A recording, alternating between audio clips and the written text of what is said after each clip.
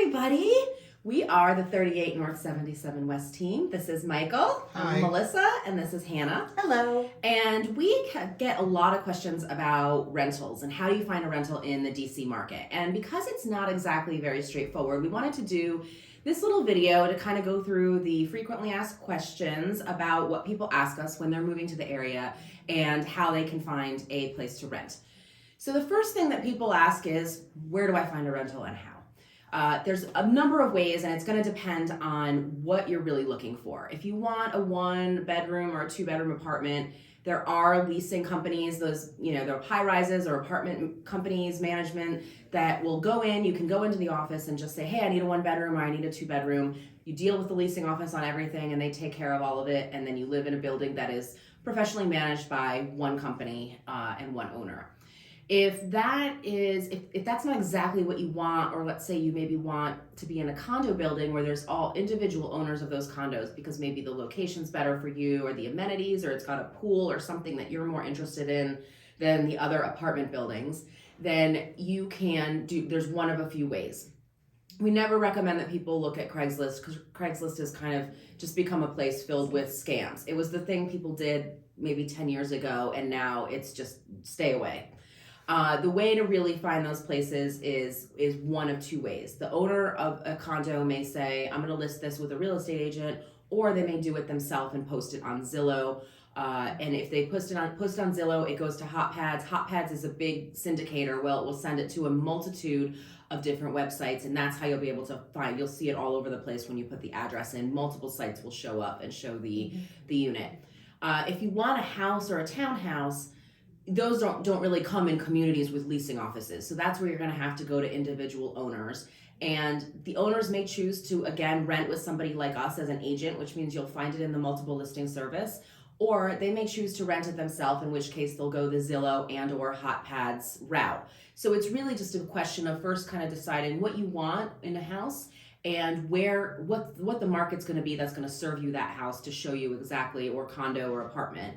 And it's fine if you want to take a first stop and call us and say, here's what I'm looking for, and we can help you through that.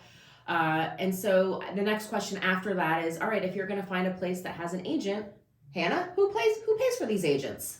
So typically, if you are going to find somebody on your own, an owner who's listing it directly, then there typically are not agents involved. So you're going to be directly working with the owner in that kind of a situation. Now, if there are agents involved, then that amount is typically paid for by the landlord, and that information will be in the multiple listing service. So our group's policy is to receive 50% of 1 month's rent, but we do typically see landlords offering to pay 25 to 50% of 1 month's rent. And if there is a shortage there, then we just ask that you make up the difference up to 50% of that 1 month rent. And Michael, how early do I need to start looking? The most common time frame is within 60 days. Generally, that's a rule of thumb, just because the landlords don't want the property to sit vacant for a long time if it's not occupied, and they really do want to know that they're going to have somebody sooner rather than later, because it does affect their bottom line. Okay. And most landlords are really looking for a start date of either the 1st or the 15th. It's usually the most common time. But it really just depends. It's very property specific. So that's one of the things that, we'll help you to address. We really try to build as much rapport with a listing agent or a landlord as much as possible, because it really helps us to inform you and give you the best time frame that you can work with. Okay. But what happens if it's tenant occupied? If it's tenant occupied, the start date is going to be listed in the listing itself, whether that's in the multiple listing service, if it's listed on Facebook Marketplace, or just on HotPads, it's listed individually by the landlord. That start date will be noted. So we're going to filter that out for you to make sure that we're not looking at something that's like 90 to 120 days out and you need to get in with 30 days. That would be a waste of time. Okay. And Hannah, now a question for you. What money is generally due at lease signing, and how much are you going to have to put down? So obviously you need to pay the first month's rent. That's pretty obvious and standard. The next is your security deposit. That's typically also going to be 1 month's rent. Now, depending on when you're moving in, there may be a prorated rent amount, and depending on the landlord or the agent, you may need to pay that up front, or that may come in as your next monthly payment. In addition to that, there may be a move-in fee or an elevator use fee if you have a condo or someplace that you're moving into where the condo has their own rules and requirements. And of course, if you were lucky enough to find someone who wants to take in your pets, there may be some fees associated with getting your pet started, such as a non-refundable pet fee. So, Melissa, can I negotiate the price with the landlord? No. Oh. There's high demand for rentals here in the DC market. You cannot negotiate rent. But what if I want a discount on a multi-year lease? The most I've ever seen is maybe giving somebody 25 or 50 bucks off a month, but you'd have to sign a 2-year lease or a 3-year lease in some cases. That's just not, I mean, we're still seeing rentals right now with escalation clauses. And so I know that it's kind of hard because people are like, well, what do I get for my money? You have to sort of remember here that we're like a city that gets people from New York and San Francisco, you know, the West Coast, where rents are really, really high. So people come here and they think it's cheap. So if you're competing against those people, it's almost like you don't have a chance. You're not just dealing with an isolated market of what people in DC think the market is worth here. You've got people filtering in from other more expensive cities. So, you know, generally speaking, a single family home is going to be $3,500, and that's like out in the suburbs, and it's going to go well up from there. Something in the city is going to be in the 5,000 or 6,000s.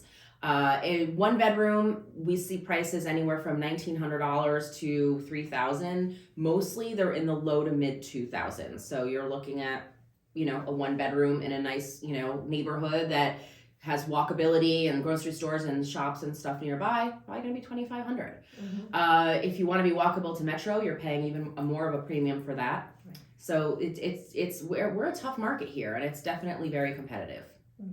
So I think one of the biggest questions we get, are utilities included? And it really just depends on the unit and the landlord. It also depends on the building. You know, it really from a condo perspective, it just depends on what's included with the condo fee and what the seller's paying. They're gonna budget that in to the monthly rent. So that's really, you know, from a condo perspective, that's what you're gonna deal with. Now, we do see utilities included with some row homes, townhomes, single family homes, but it really just depends. Oftentimes, you know, where we see utilities being included is if the landlords are maintaining like the lower level unit, and it just makes it easier for them to budget that into the rent. Okay. So now we're at the point when you ask yourself, when should I go to a leasing office? If you travel a lot, you're not going to really be there that frequently, so that apartment living may be more attractive from that circumstance. And then also, you know, you may not need a lot of space, so that makes apartment living also very attractive as well. If you generally think that your credit score is not good, if you know that it's not good and it may be less than 650, it may be easier to get into an apartment building because they will assume less risk, and also they can streamline the process. Individual owners are generally more decisive about credit score. It's just one of the things that they factor in. Also, if your income is less than 40 times the monthly rent, and it's not source of income, it's just your amount of income that is important, this may really play into the approval process. So, you know, the leasing offices and apartment buildings may be more flexible with these, you know, kind of items. So it does make it generally easier just to go to an apartment community. All right, so let's talk about showings. Okay. Melissa, how do you rule out, you know, houses online that you want to see versus the ones you don't want to see? Okay, that's pretty easy. Definitely want to narrow down on the location. That's going to be the number one. I mean, any kind of real estate is location, location, location. So you want to identify the area that you want to be in and then focus there. You want to rule out for size. You want to rule in or out for amenities. And I say in or out because sometimes people realize that the place has a pool on the roof and a fitness center and a club room and all this other stuff and, you know, bocce ball, that they're paying for all of that in one way or another. And so they don't really want to pay for that. Maybe they want like a no frills kind of building. So you want to look at all of that and you want to make sure that you're okay with it. What if I have 3 cats and 5 dogs? What's the situation? How pet friendly is this area? So it depends. Like the area in general is pet friendly. You're going to see people outside at like restaurants and cafes with dogs, and they're allowed like oddly in some places you wouldn't expect. Like I've seen people walk into Saks Fifth Avenue with dogs. But when it comes to rentals, it's a mixed bag. So if you go to a leasing office, almost always without fail, they're going to accept pets.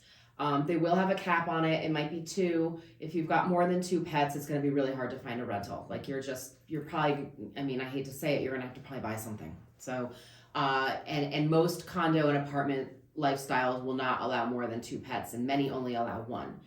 So if you go to a leasing office, you are going to be able to bring, up to 2 pets, but you're going to pay pretty dearly for it. Like, they charge high deposits, and so it can be costly. And there's places that still do monthly pet rent in addition to deposits and non-refundable fees and all of that.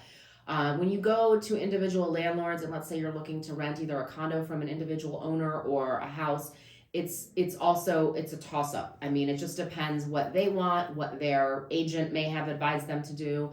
Your deposit might be $500, it might be $2,000. It just depends how they feel about pets. They may require you to steam clean everything, clean the carpets, clean the ducts, because they don't want animal hair and dander in there. Mm-hmm. It just, you're going to be up against, like, there's no written set of rules on how this is going to be approached when you have pets, unfortunately. What if I go to a showing and I see the carpet and I hate carpet and I want to ask the landlord to replace the carpet? Do I have to hit you again? It's Yes. not your house. This has come up, like you said, like people hate carpet or they have asthma or something.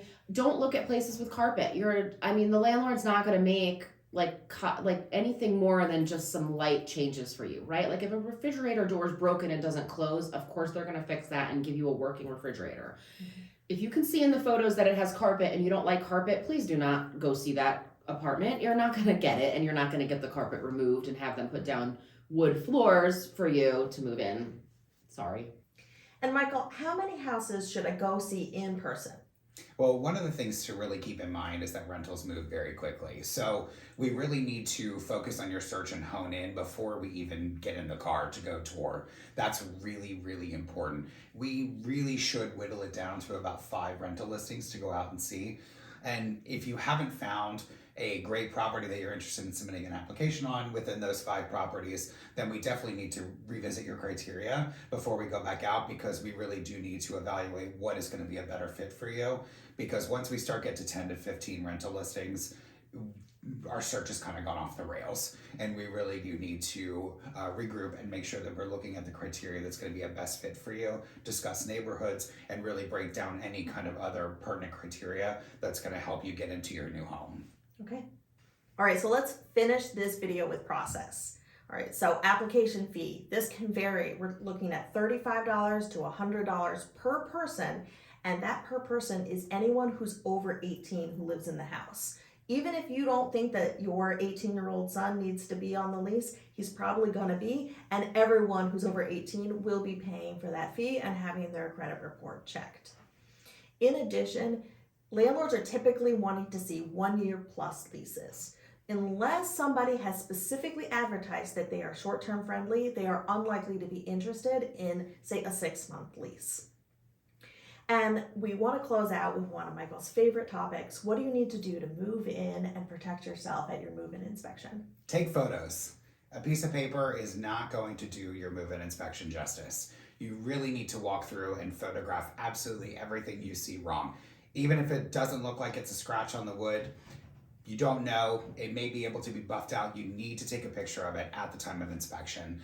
You may end up with 50 to 100 photos, but that's really important because you need to be able to document when you're moving out what the condition was at the time of occupation of the property. And so you really need to make sure that you have that. You have to deliver it to the landlord. You want to make sure that they confirm receipt. So that's really a big thing. So many times, there's a discussion at the end of the move out or a discrepancy about the condition of the property or something that happened. And it really does make a difference when you're able to produce that photography, because it does show a timestamp, and it also shows exactly where that issue was and what the condition was at the time of the move-in. Great. All right, so we hope that video was helpful for you if you're looking to decide between renting or buying, or you want to rent in the area and you had some intro questions. Obviously, if you have more questions or you're not sure where to get started, or you want to talk through any of this with us, you can give us a call or an email. Michael, you want to shout out some contact info for us? Yes, so you can subscribe and reach out to us through any of our social platforms. You can email the team at 38n77w@ttrSIR.com, and we will gladly get back to you and set up an initial consult to make sure that we get your home search process started.